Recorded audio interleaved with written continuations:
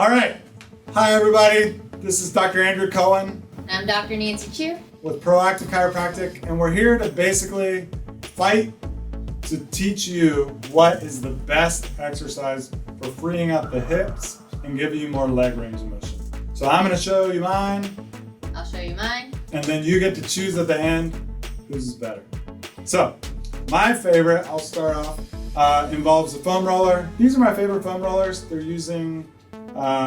I'm using a company called Trigger Point. They're hollow, which is nice because it doesn't break down. It's also nice because you can put a bottle of wine in there when you're traveling. It keeps the wine safe.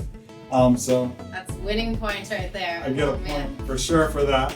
But the key thing is when you're using it, to make sure that you're doing it correctly. I see lots of patients use it in our office and they're kind of sloppy and just moving around. So we're going to teach you about what we found creates the biggest impact. So I'm going to use Nancy as my model to start with.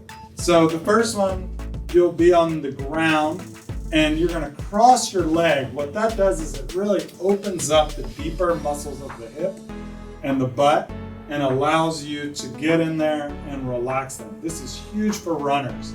It's one of the reasons why I love this the most. After a longer run, these glute medius, piriformis, glute minimus muscles can get so tight because it's such a linear, one-directional sport. So this helps free it up, and you'll notice your stride is way more efficient the next day if you keep doing this. You don't need to do it for a ton of time, maybe 3 or 4 minutes, half on one side, half on the other. The key thing that I found is a little faster before a run helps warm you up, and then after a run, slower back and forth, really trying to target those muscles that feel more pain. So that's my favorite. Let me know how it feels when you use it. Obviously, you'll switch off. Even if it's just tight on one side, you should do it on both sides. So, what do I do with this crazy thing, Nancy? I love it. I'm going to have you go in a kneeling position. So this is awesome for all you people that are sitting down a lot.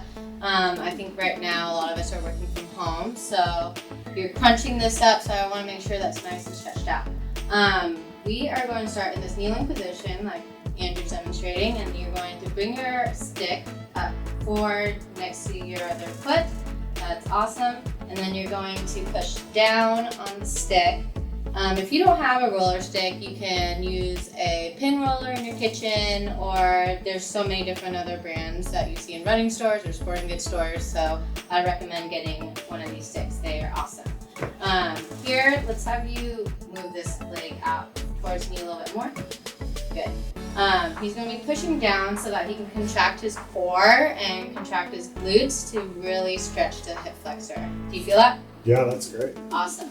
So he's pushing down for about 30 seconds, and then you're going to reset back and use this roller stick to find any trigger bands or tight muscles or fascial or scar tissue in this area.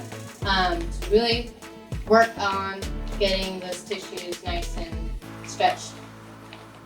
Great. Do that for about like 40 to 60 swipes, and then you're going back to stretching again. Good. So you're going to do this pattern about 3 times where you're stretching, breaking up that scar tissue, and then stretching again. And then you'll switch, and it'll really feel like you opened up the hips, get some good hip mobility, which really helps your low back and helps you perform. Cool. So this is actually loosening up the Myers anatomy train. If you guys want to look at that, we'll have the slide up.